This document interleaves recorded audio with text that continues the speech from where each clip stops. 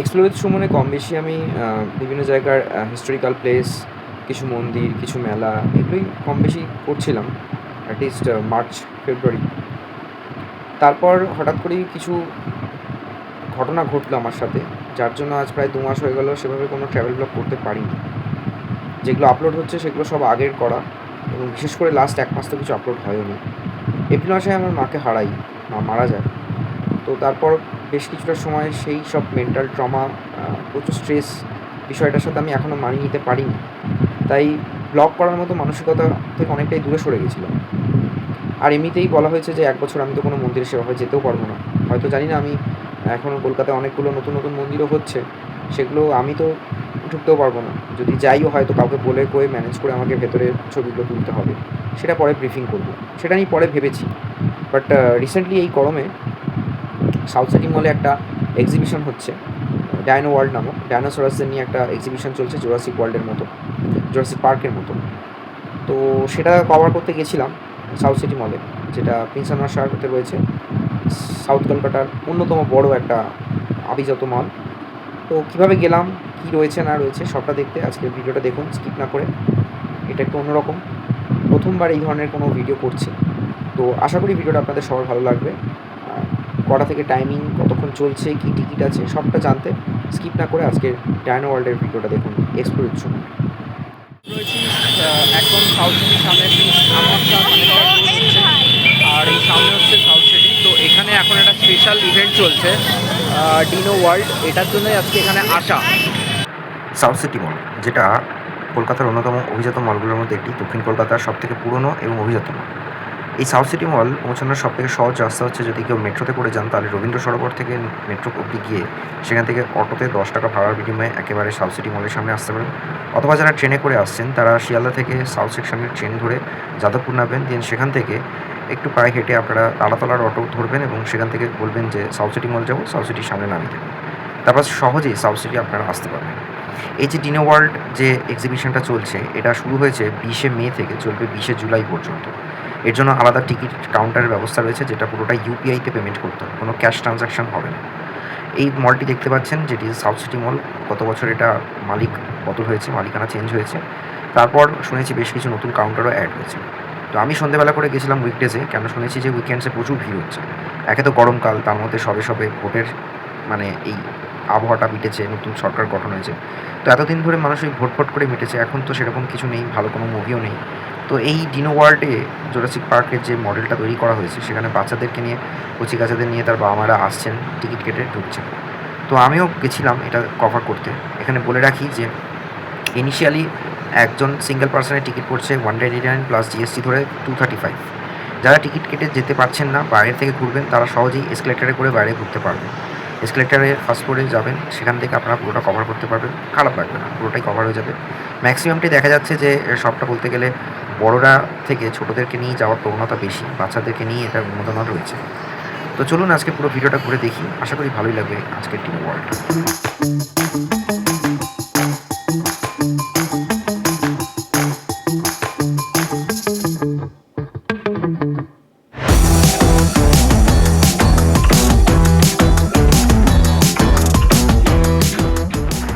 এটা যে ticket chart দেখতে পাচ্ছেন, এইখানে যে এই এক্সপ্লোর যে টিকিট চার্টটা দেওয়া রয়েছে, সেটা হচ্ছে সিঙ্গেল এন্ট্রির জন্য টিকিটের দাম ১৯৯, ট্যাক্স ধরে জিএসটি ধরে হচ্ছে সেটা আপনার ২৩৫। যদি দুটো এন্ট্রি মানে দুটো ডাইনোসরাসে কেউ চড়তে পারেন, তাহলে ঘোড়া প্লাস চড়া নিয়ে ৪৯৯ উইথ জিএসটি ৫৮৯। এছাড়া আরও দুরকম অপশন রয়েছে, যেটা 99 হয়ে জিএসটি ধরে ১১৮৯ আর একটা ৪৯৯ আছে। তো যাই হোক, আমি একটা সিঙ্গেল একজনের টিকিট কেটে ভেতরে ঢুকলাম। দেখতেই পাচ্ছেন ভেতরে একটা আলাদা করে এন্ট্রি রয়েছে, সেখানে আপনারা ব্লগ করতে পারেন, ভিডিও তুলতে পারেন। হ্যাঁ, ভেবেছিলাম উপরে ড্রোন ওড়াবো, সেই অপশানটা নেই, বা ড্রোন ওড়ানোর সেই পারমিশনও দিচ্ছে না। তো ঢুকেই দেখতে পাচ্ছেন যে প্রথমে ফার্স্ট বাদিক থেকে আমি শুরু করলাম। এখানে যে ডাইনোসরাসটি রয়েছে, সেটা একেবারে প্রাচীন যে ফার্স্ট ডাইনোসরাস, যেগুলো সেই গাছপালা খেত, তার গলাটা অনেক উঁচু ছিল, সেটাকেই দেখানো হয়েছে।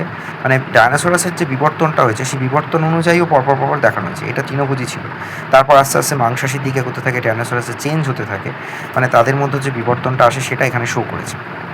এটাও বেশ খতরনাক ডাইনোসরাস আছে এবং এই একটা শিকার ধরেছে, সেটাও নড়ছে। দেখা যাচ্ছে যে একটা জ্যান্ত ডাইনোসরাস মানে একটা শিকার ধরে বসে রয়েছে এবং তার পরেরটা যদি যাই, এর পাশে দেখতে পাচ্ছেন আরেকটা ডাইনোসরাস রয়েছে, যেটা হয় না যে প্রথমে ছিল তৃণভোজী, তারপর হলো শাকাহারী, থেকে হলো মাংসাশী, তারপর মাংসাশী এবং শাকাহারী একসাথে হয়েছে। এবং এখানে দেখা যাচ্ছে যে এগুলো তো মূলত সরীসৃপ প্রাণীর মধ্যে পড়ে, তো ডিম ফুটে বাচ্চা বেরিয়েছে, সেটা নিয়ে একটি মা ডাইনোসরাস রয়েছে। এরপরে আরেকটা ডাইনোসরাস দেখতে পাচ্ছি, এও বেশ নড়ছে, পুরোটাই প্রস্থেটিক। আর এই যে কর্নারের ডাইনোসরাসটা দেখতে পাচ্ছেন, এটা বেশ খতরনাক, মানে এটা আমার সবথেকে বেশি অ্যাকিউরেট লেগেছে। একেবারে মনে হচ্ছে অরিজিনালি রয়েছে ডাইনোসরাসটি, এবং এটার দেখার জন্য ভিড় বেশি রয়েছে, আশপাশ থেকেও লোক দেখছে, ভিডিও ক্যাপচারিং করছে, এটা মানে একদম অ্যাকিউরেট তুলেছে। এরপরে একটা ডাইনোসরাস রয়েছে যেটা খুব শক্ত, গায়ের চামড়া মোটা, এবং এটা লেজ দিয়ে মারতো। এটা অতটাও ক্ষতিকারক ছিল না, মানে আস্তে আস্তে ডাইনোসরাসের বিবর্তন শেষের দিকে যাচ্ছে, তুষার যুগে গিয়ে ডাইনোসরাসের অবলুপ্তি ঘটে আমরা যেটুকু জানতে পেরেছি।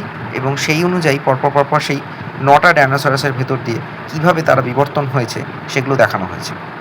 এটাও দেখা যাচ্ছে একটা ডাইনোসরাস সে শিকার করছে। আর এদিকে দেখতে পাচ্ছেন যে রাইডের কথাটা বলছিলাম, যে দুটো রাইড রয়েছে, সেটা কাইন্ড অফ বলতে পারেন যে যেরকম মেলাতে বা যে কোনো জয় রাইড সেকশানে বা অ্যামিউজমেন্ট পার্কে থাকে, সেরকমই দুটো বানিয়েছে প্রস্থেটিক, এবং তার ভেতরে বাচ্চারা ঘুরছে, চড়ছে, আর এই একজন মুখের ভেতরেও রাখার একটা ব্যবস্থা রয়েছে। এই হলো মোদ্দা কথা ডাইনো ওয়ার্ল্ড, যেটা নিয়ে এত উন্মাদনা, যেটা নিয়ে এত হয়েছিল। প্রথম রবিবার এত ভিড় হয়েছিল যে কলকাতা পুলিশকে ট্রাফিক কন্ট্রোল করতে হয়েছে, ভাবুন অবস্থাটা, লাইন কন্ট্রোল করতে হয়েছে।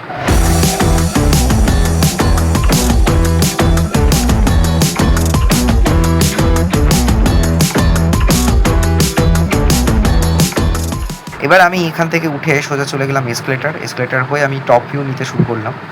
যারা মনে করছেন যে টিকিট কেটে ভেতরে যাবেন না, অনেকের কাছে মনে হতেই পারে যে এটা অপ্রয়োজনীয় খরচ, মনে হতেই পারে। কেন আমরা যারা বাচ্চাদের নিয়ে যাচ্ছি না, নিজেরা বড়রা ঘুরছি, তারা না মানে নট নেসেসারি যে আমাকে টিকিট কেটে ঢুকতেই হবে। হ্যাঁ, ব্লগ বানানোর ব্যাপার থাকছে, অ্যাকুরেটলি আমাকে তুলতে হবে, তাই আমি টিকিট কেটে ঢুকলাম। আদারওয়াইজ আপনারা বাইরে থেকেও এনক্লোজারের ভেতরে যেটা থাকছে সেটা বাইরে থেকেও ঘুরে দেখতে পারেন। বিশেষ একটা তো কিছু নেই, বিবর্তন অনুযায়ী যে 9টি ডাইনোসরাস রয়েছে সেগুলোকেই এখানে তুলে ধরা হয়েছে। এবং ওপর থেকে যে ফার্স্ট ফ্লোর আছে, ফার্স্ট ফ্লোরে এসকেলেটর করে চলে যান, সেখান থেকে দেখতে পারেন। যত উপরে যাবেন ততটা ভিউ একটু ছোট হয়ে আসবে, বাট ফার্স্ট ফ্লোর থেকে ভালো আসছে।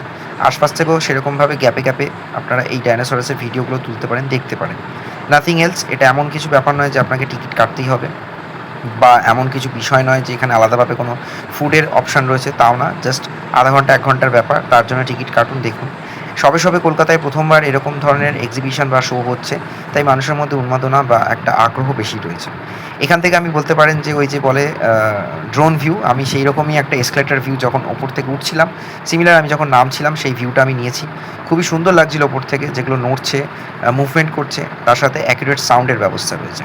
মোটের ওপর দেখতে গেলে খুব ভালো একটা প্রেজেন্টেশন রয়েছে, প্রস্থেটিক অ্যাস্থেটিক দুটোই, এবং তার সাথে লাইটিং এফেক্টস এবং সাউন্ড এফেক্টস খুব সুন্দরভাবে তুলে ধরেছে এই ডায়নো ওয়ার্ল্ড কাম সাউথ সিটি মলে।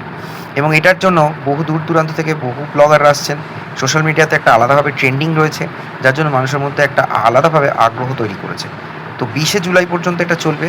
এখন গরমের ছুটি চলছে, যারা মনে করছেন যে গরমে কোথায় যাবেন, চিল্ড ওয়েদারে এসির ভেতরে এই শপিং মলে চলে আসুন। নট নেসেসারি যে আপনাকে টিকিট কাটতেই হবে, টিকিট না কেটেও আপনারা বাচ্চাদেরকে নিয়ে জাস্ট এসকেলেটারে করে টপ ফ্লোরে যান, বা ফার্স্ট ফ্লোর অথবা সেকেন্ড ফ্লোর, এবং তার সাথে আশপাশটা ঘুরতে এই ব্যাপারটাকে এনজয় করুন। তার সাথে ফুড কোর্টে খাওয়া দাওয়া করুন, শপিং করুন, ঘুরুন ফিরুন, মাঝে মধ্যে একটু ডাইনোসরের সাথে সময় কাটুন।